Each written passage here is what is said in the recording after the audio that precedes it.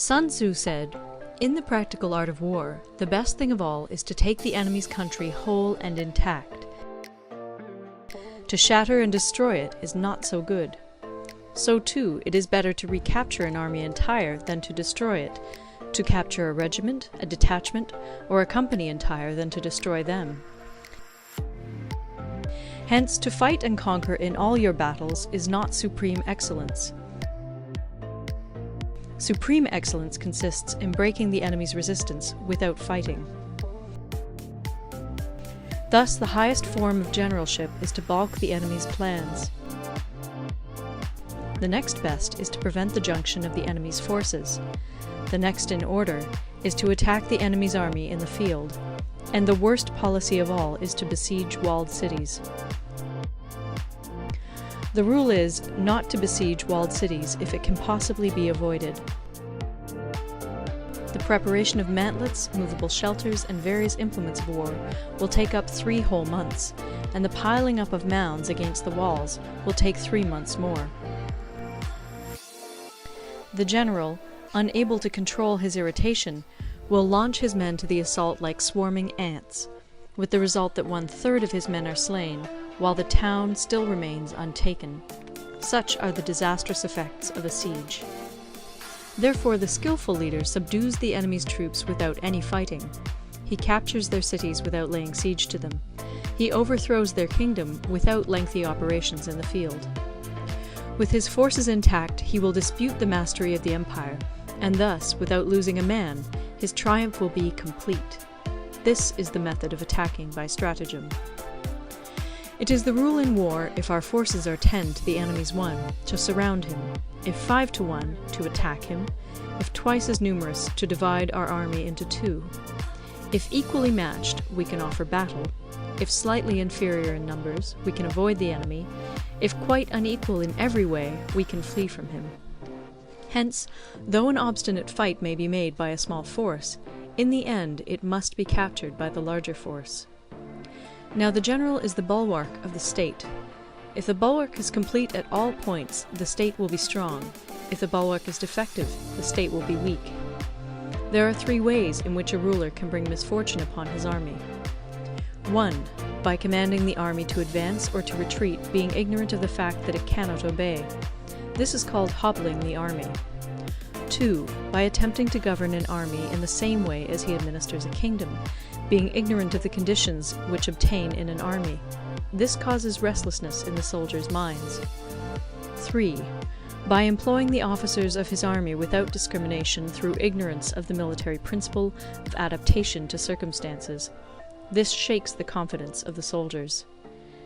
But when the army is restless and distrustful, trouble is sure to come from the other feudal princes. This is simply bringing anarchy into the army, and flinging victory away. Thus we may know that there are 5 essentials for victory. 1.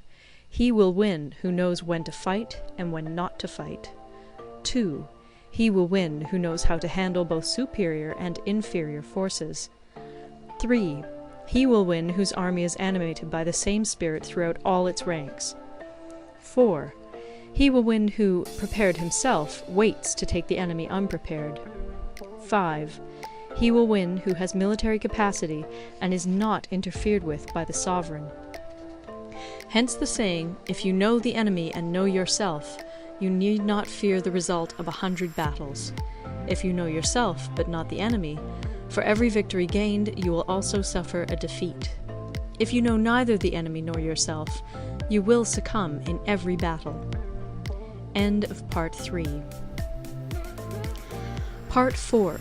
Tactical Dispositions. Sun Tzu said, "The good fighters of old first put themselves beyond the possibility of defeat, and then waited for an opportunity of defeating the enemy. To secure ourselves against defeat lies in our own hands, but the opportunity of defeating the enemy is provided by the enemy himself.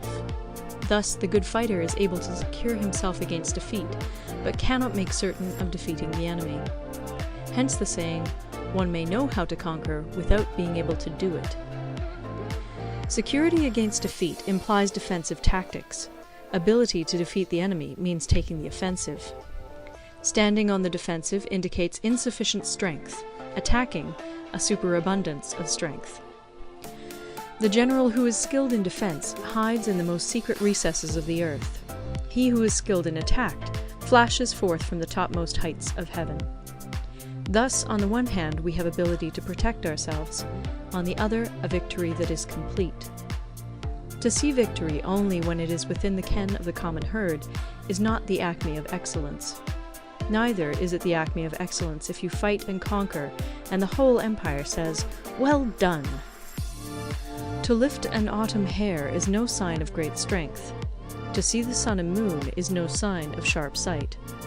To hear the noise of thunder is no sign of a quick ear. What the ancients called a clever fighter is one who not only wins, but excels in winning with ease. Hence his victories bring him neither reputation for wisdom nor credit for courage.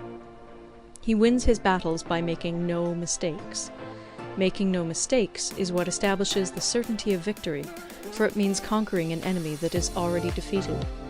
Hence the skillful fighter puts himself into a position which makes defeat impossible, and does not miss the moment for defeating the enemy.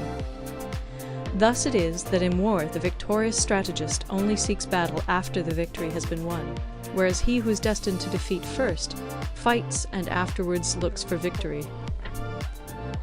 The consummate leader cultivates the moral law and strictly adheres to method and discipline. Thus it is in his power to control success.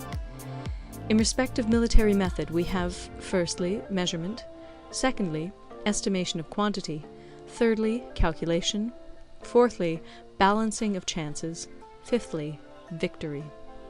Measurement owes its existence to earth, estimation of quantity to measurement, calculation to estimation of quantity, balancing of chances to calculation, and victory to balancing of chances. A victorious army opposed to a routed one is as a pound's weight placed in the scale against a single grain. The onrush of a conquering force is like the bursting of pent-up waters into a chasm 1,000 fathoms deep. End of Part 4.